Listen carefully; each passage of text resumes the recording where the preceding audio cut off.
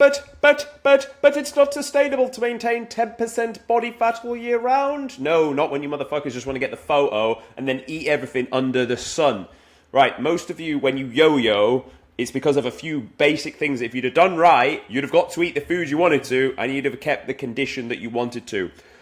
The way I want you to view this, when you get to 10% body fat, that isn't the end. It's pretty much the end, but it's not quite. There's about 5 or 6 weeks after reaching that point, then you are at the end. At the point of being 10% body fat, you are like a newborn child, where you need to be guided through the next few weeks, otherwise you can either turn into a fat kid, or you can maintain the work that you work so hard for. So, we're going to uncover in this video how to remain 10% body fat once you get down there. I've done too many videos on how to get there, maybe not enough on how to maintain it. So I'm going to teach you how to stop yo-yo dieting. If you're new to the channel, welcome. My name is Tom Sergey. I run the Gorilla Platoon, which is an online physique transformation program where we get results like this each and every week, and then we just speak about them online so you can take from it what you like and apply it to your own lifestyle. If you've got any things you'd want to see covered, I see some comments starting to come in now as well. Then let me know. I really enjoy going through the comments, finding a question which most people would need, and then answering that. I do get a lot of fun from that. As much as I like to make up the own mindset concept ones and deliver them to the channel, if you can put your own stuff in there, that is very, very fun for me to answer, I will be honest. So we are going to go through the following points so that you can walk away from this knowing how to maintain 10% body fat. The first concept I'm going to give you is called reverse dieting. So you understand the concept of dieting, where you would start out at 20% body fat, let's say 2,500, 2,800 calories, and you will progressively decrease your calories when your body stops responding to the input and the output that you've got yourself on, i.e. you're not dropping that kilogram per week of body fat. Now you'll have done that down to a certain point where you'll be on, let's say you finish the cut for easy numbers on 2,000, you start on 2,900, your cardio is at 60 minutes daily, and you're on 2,000 calories as opposed to you start on 2,900. Now, at this point, you've hit the bottom. There is a gap between your maintenance and where you are right now. The term reverse dieting means to go from that point back to maintenance whilst holding the condition. So we want to do this tactfully. I have heard other fitness influencers say about going straight to maintenance. I don't really agree with that concept. It may mathematically and scientifically be correct. I'm not discrediting it. But what I am saying is when someone goes to that level, what it does to their psychology and the way they manage the weeks after, it just messes it up. I find to do things in a more gradual approach. So reverse dieting is where you will staircase your way back to your maintenance level. So let's say, for example, this guy here, and the reason I'm using this photo is because he's managed it very well. The photo shoot actually, although we only talked about it on Monday, it finished around 3 weeks ago. And he's messaged me like saying, Tom, I can't believe it. I was ready to just finish and then go out on the fucking lash with the lads. And as much as I'm all for that and get out and be social and enjoy yourself, it's important to manage the physique and the mindset behind it. Was really what we got behind it. I'll speak about that section in the psychology because I'll give you the tactics first, but I always like to underpin it with principles so that you can, actually tangibly apply it into your life. So when you hit that bottom point, the very first thing you're going to do is you're going to add 250 calories straight away to your diet. Now, I would do this in the form of carbohydrates first, mainly because your protein wouldn't have been touched. Your fats will be low at this point, but if we can add another 250 calories in the form of carbohydrates, which would be it'd be over 50 grams, good for quick maths, you're then going to put that ideally around your training sessions. Or what you can do is say you train at lunchtime and you've had 3 meals before then, put it at your meal too, because that way you're going to get the effects of it before you train, but you're also going to get the effects of it on a non-training day. If you're doing training and non-training day calories, whereas if you stick it only on the pre and post workout meals, you might not get the effects of that on at least 2 days per week if you're on a 5-day split. So I would put that in there, and I would probably go for more potatoes just because they're fibrous and filling, and they'll pack out your meal plan. And then you're going to run the first week. Now, simultaneously to that, if someone's on very high cardio, I won't be keeping it sky high. I will keep it there. I will normally slash it in half because most of the guys that come on with me, cardio is the main driving factor, and I'd rather that than drive food down. And the way I prefer to do it is keep my food high. Like I get lean, I get shredded on 2,900, but I'll then walk like all day, and I'll do cardio. So I prefer it that way, and I find that way, having done and experienced it myself, training sessions are better, muscle stays a little bit fuller than what it would do if you just kept stripping calories back. So you're going to slash your cardio. I go to about 30 minutes per day at having reversed out, and you've added 250 calories.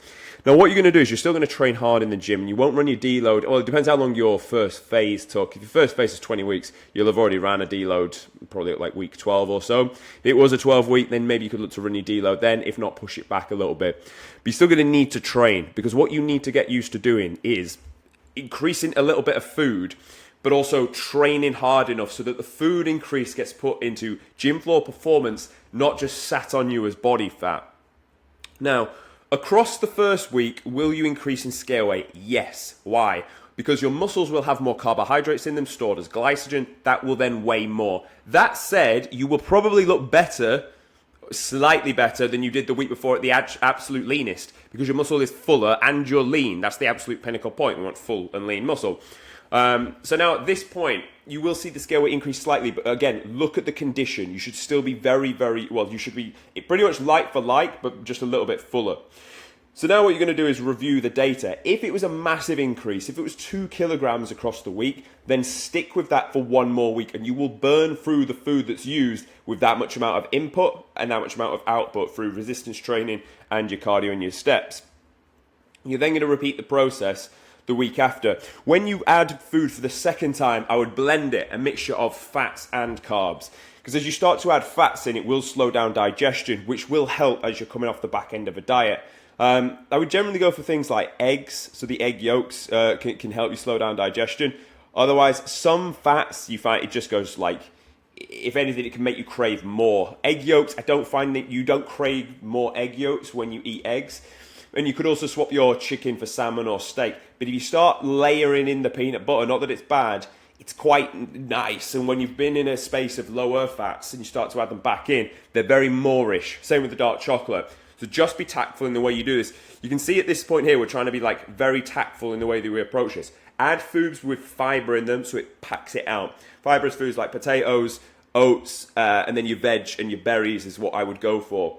And then you're going to keep repeating the process until eventually you're back at maintenance level of calories, which I think it could take around 4 to 6 weeks. It depends on the size of the deficit. If it's a massive deficit, it's going to take at least 6. And you're going to slowly decrease the cardio. I would, and I do for my guys, keep my cardio at least 20 minutes per day until they've been like sat at maintenance for a good amount of time. And then I look at like 100 minutes per week as opposed to 140 and decrease it that way. So that's the way you're going to staircase back out. That's honestly one of the most critical things when it comes to coming off the back end and maintaining 10%. If you only remember that from this video, you'll be okay. But on to the next point of when to increase food. Now, what this means is you're now at maintenance, you're now training, your scale weight's not really increasing, you're thinking, can I increase a bit of food? I am a bit hungry. My numbers aren't really progressing in the gym. And that's the deciding factor. And obviously this will depend on the phase. You might just want to hold the look. I've had clients and they'll get down to 10%. They're like, Tom, I feel fucking amazing. I look amazing. I can perform better at a different sport I was looking to pursue. And they'll just want to hold and maintain the look. And at that point, you're making sure the scale weight stays within about a 1 to 2 kilogram range. And if it is, you're at maintenance and you don't touch anything for a while. But if you're looking to then progress into a gaining phase, you only need a slight increase in calories for a calorie surplus. Don't get too trigger happy smashing loads of food, and especially in the beginning, because people just think they can eat anything. They'll clog up their GI, their digestive system will go to shit, and eating the food week on week will just become less appealing. And honestly, you'll just undo all the work you've done. The best time of your overall training career will be about 4 weeks post-cut. You're shredded, or at least very, very lean. You're full, Your numbers are increasing. You look the best you've ever had. You're enjoying your training. Your dick's harder than ever. Am I joking? But that's when you're going to enjoy it the most. The worst point is right at the end of a bulk because you're the softest and you look smooth, and in a weird way you look smaller. And I'd say the second worst after that is like the absolute depths of a cut where like you kind of lean but you kind of look absolutely small because you're flat as a pancake because there's no carbs in the muscle.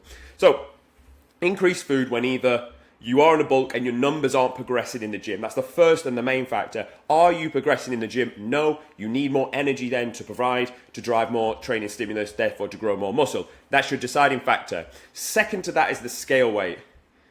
And then second to that is appetite. If you're hungry and you're trying to build muscle, that's not a good space to be in. You need calories to build muscle. You just don't need an absolute boatload, which people try and tell you to. Don't be watching any food challenges or some shit and be like, oh, I'm bulking, because it just don't work. Then next is how to manage off-plan meals and socials. You must understand you work so hard to get to 10% body fat. Don't live like a fucking robot that never eats off-plan. You can absolutely eat off-plan, but what eating off-plan actually looks like is kind of your plan, but you've eaten out. This is sushi. This is like a very nice chicken and rice. I don't know where you're watching this video from, but they have like Nando's in the UK. Something like that. Something with steaks, something with good, honest red meats. Good, real food is where I'm going with this. Real, proper food. Go out and eat something nice and proper that was made at high quality. Don't go and eat a load of processed garbage for the same reasons that it'll just clog up your GI, and then getting back to your diet plan the week after will be pretty boring and pretty like awful, to tell you the truth. That's the one way I want you to manage off plans and socials. When it comes to alcohol, I get it. Some people want to drink, some people they don't drink. For me personally, I'm the type of guy, I've always been the type of guy I can have one and that's it. And I'm happy with that. Like, I don't know, I think the Italians kind of do it like that. I'm happy I can do it like that. I've never been a big drinker. I've never been paralytic. I just don't like it. And any more than one, I'm not really feeling it. But you might want to have one a week. You might want to go to take a chick out on a date and have one a week. That's absolutely fine. People are trying to shout at you and be like, oh, you shouldn't be drinking. Blah, blah, blah. It's like, shut up, mate. We're on this earth for one reason. Like, just enjoy each day as it comes. But that said, don't be sinking a load of pints. Like, if you're going to drink, keep it clean. Keep it a single gin and tonic. Keep it tequila and tonic. Whatever. Tequila, whatever the fuck. Either way, tequila, gin, rum, all those like low-calorie spirits with zero-calorie mixer, and you're going to be golden. That's what I would tell anyone at any point on plan, to tell you the truth. If you want a little cocktail and you're midway through a bulk, fine. Like, do you know what I mean? Sometimes it is the juice with the squeeze. Is the company you're with that good that you think, you know what, this is kind of worth it? I'll be slightly over my calories, but I will eat it. Fine. But in that sacred point of reversing from 10% to your maintenance and then slightly beyond, don't go out and eat fucking everything. Just go out, eat a normal food that wasn't made by you, that was made with nice taste because they cooked the steak in butter or they cooked the chicken in oil, whatever it needed to be, and then manage it like that. Eat real food is the only thing I'll tell you. Just ask yourself, is this real food or is this processed garbage? How to manage cardio, I actually slightly touched on this. In fact, I pretty much covered it.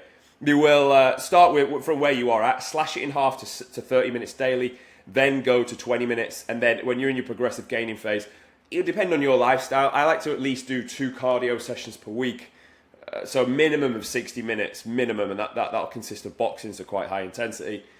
But if you want to keep it at like 100 minutes per week and break that up how you see fit, then feel free to do that.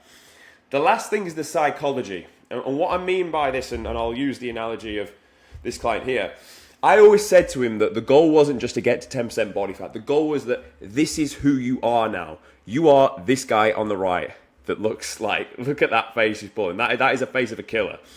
Now, that's who he is now. You are jacked, shredded guy. And if you are that guy, you're not going to be thinking binge. You're not going to be thinking, oh, I've done all the work now it's time to put my feet up. Stop hoping for a completion of anything in life, because this is who you are and the work never stops now. So you're always going to live that life of clean food. Not because it's boring, not because you're on plan, because you look after your body. You're like, I value my body, so I'm going to give it the best quality nutrients. I value the car I drive, so I'm going to give it the best quality fuel. Look at it more like this, rather than being like, I've got to the end, let's fucking go and abuse myself. I've got to the end, like, nothing matters anymore, let's eat 3 kilos worth of garbage. Because then you're not the guy. You're not the guy that should be 10% body fat. You're the guy that kind of could get there, but then you can't attain it. The things we wanted in life, we wanted the good things, but we didn't just want them for a day and then we have to give them back. sometimes shit might be like that, actually. I'm sure you can think of some analogies. But most of the time, you wanted to attain the thing long term, because then that's who you are. That's the most important factor here. What would the guy do that is looking to keep 10% body fat? How would he live and act? What would he do on a day-to-day? Would he be eating garbage, or would he be keeping his food in good order? That's what you got to ask yourself. So it's managing that psychology that it doesn't stop when you get there. Now, the whole thing with not yo-yoing is understanding, but pretty much it's that sacred 6 weeks from getting to 10% to then keeping it long-term, back at maintenance. Because when you're at maintenance, that's quite a lot of food, right? That's at least 2,500 calories for the average male, and some. It should really be more than that. If I can diet on 2.9, you motherfuckers best be maintaining on more than 2.5. So that's a lot of food. You can live a normal life on 2,500 calories and keep your six-pack. It would annoy me to hear people getting to 10% and then royally fucking it up quite quick after. So that is everything you need to know in how to stop yo-yoing. Hopefully you found it useful. If you did, subscribe to the channel. If you want to work and be part of the Gorilla Platoon, there'll be links in the description and we can take from there. Thank you for watching, and I'll see you tomorrow.